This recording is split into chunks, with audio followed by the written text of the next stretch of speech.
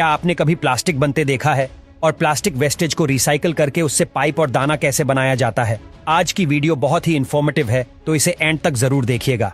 चलिए, अभी हम आ चुके हैं प्लास्टिक के दाना बनाने वाले कारखाने में, जहां ये सब प्लास्टिक को रिसाइकल किया जाएगा। बड़े बड़े बोरों के अंदर ये सब माल इकट्ठा करते हैं, जिसमें मोबिल ऑयल की बोतल, शैम्पू की बोतल, ये सब मिक्स मटेरियल होता है। इन सब माल को इकट्ठा करने के बाद बारी आती है इसकी छांटने की, जिसमें डिफरेंट शेप और कलर्स को सेपरेट कर लिया जाता है। पूरे माल को सेपरेट करने के बाद बारी आती है इन्हें क्रशर मशीन में डालने की। यहाँ पे आप देख ही सकते हैं कि एक बड़ा सा क्रशर मशीन लगा हुआ है। इसके अंदर ये सब प्लास्टिक का माल जाएगा और उसे छोटे छोटे पीसेस में ग्राइंड कर लिया जाएगा। प्लास्टिक ग्राइंड हो जाने के बाद बारी आती है इसकी वॉशिंग की, और इनका मेन प्रोसेस भी वॉशिंग ही होता है, जिसकी वजह से प्लास्टिक को अच्छे तरीके से रिसाइकल किया जा सकता है। जैसा कि आप देख सकते हैं, ये सारा ग्राइंड किया हुआ माल इनके देसी टब में लाया जाता है। फिर इसके अंदर केमिकल्स ऐड करके जो वेस्ट मटेरियल या शैम्पू है उसे वॉश आउट किया जाएगा। जिस तरह कपड़ों को धोया जाता है, इसी तरह इनकी देसी बड़ी सी मशीन है, जिसके अंदर इसकी अच्छे तरीके से धुलाई की जाएगी।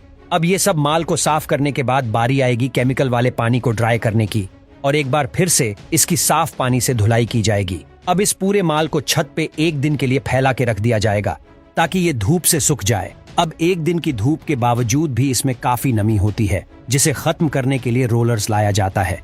जैसा कि आप देख सकते हैं, सीमेंट को मिक्स करने वाली मशीन होती है, उसमें ये सारा माल ऐड किया जाता है, और देख सकते हैं ये आग अंदर जला दी जाती है, और इसकी स्पीड इतनी तेज कर दी जाती है कि प्लास्टिक को आग ना लग सके, सिर्फ इसके अंदर से नमी खत्म हो सके। अब ये सब प्लास्टिक को ड्राई करने के बाद इसे एक्सट्रूड मशीन में डाला जाता है, जहां पे इसे टेम्परेचर पे मेल्ट किया जाएगा। अब इसी मशीन में मेल्टिंग के साथ साथ प्लास्टिक को फिल्टर्स के थ्रू गुजारा जाता है, ताकि इसमें से जो कचरा है वो बाहर आ सके और प्लास्टिक को एक पूरे फोम में लाया जाए। अब ये मेल्टेड प्लास्टिक को स्प्लिट करके बड़ी तारों की शेप में बनाया जाएगा, और जैसा कि आप देख सकते हैं, इसे पानी के थ्रू गुजारा जाए ताकि ये ठंडी भी हो सके और ये टूटे ना। अब आगे कटर की मदद से इन तारों को छोटे छोटे दानों की शेप में काट लिया जाएगा। इस प्लास्टिक की क्वालिटी को HD बोला जाता है।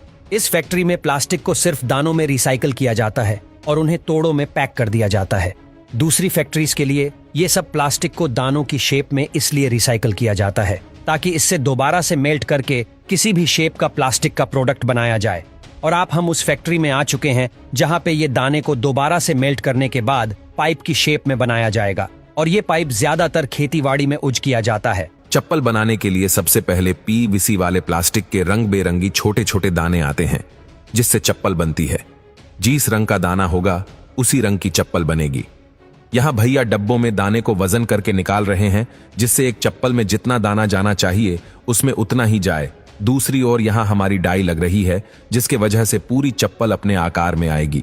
चप्पल बनाने से पहले मशीन को अच्छी तरह पहले स्प्रे मार के सफाई करते हैं, क्योंकि बीच में पहले की बनी हुई चप्पल के थोड़े बहुत प्लास्टिक रह जाते हैं, वो निकल जाए और नई चप्पल बन सके। और जो दाने वजन करके रखे थे उसे एक एक करके सब चप्पल वाले ढांचे में डाला जाएगा। जी हाँ, थोड़ा भी वजन ऊपर नीचे हो गया तो पूरी चप्पल खराब हो सकती है, जिसे लोग लेने से ही मना कर देंगे। यहाँ हमारे सभी सांचे में दाने ढल गए हैं और आपको विश्वास नहीं होगा, ये सभी दाने कुछ ही देरी में चप्पल में बदल जाएंगे। पूरे 5 मिनट बाद मशीन ऑटोमेटिक रुक जाएगी और हमारी गर्मागर्म चप्पल बन के बाहर आ जाएगी। पर अभी इसे ले नहीं सकते, क्योंकि अभी ये बहुत गर्म होती है।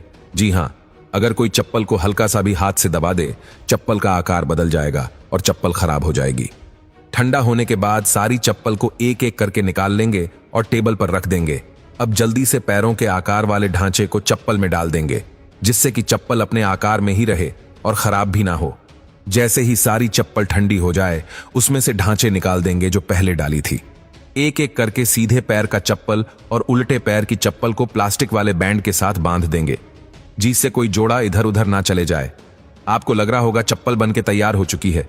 जी नहीं, अभी तो इसमें प्रिंट किया जाएगा, ताकि कस्टमर को एक नजर में पसंद आ जाए और इसे खरीद ले। अब सभी जोड़े पर प्लास्टिक का बैंड लग गया, उसे यहाँ पे प्रिंट करते हैं, जिसे एक एक करके मशीन अपने आप जिस तरह का डिजाइन डाल जाता है, उस डिजाइन को चप्पल पे छाप देती है। जैसे जैसे चप्पल पे डिजाइन लगती जाती है, वैसे एक वर्कर सभी डिजाइन वाले चप्पल को अलग कर देता है और दूसरा पैकेट का बंडल बनाता है, और यहाँ हमारी चप्पल बनके तैयार हो चुकी है। अब ये मार्केट में जाने के लिए तैयार है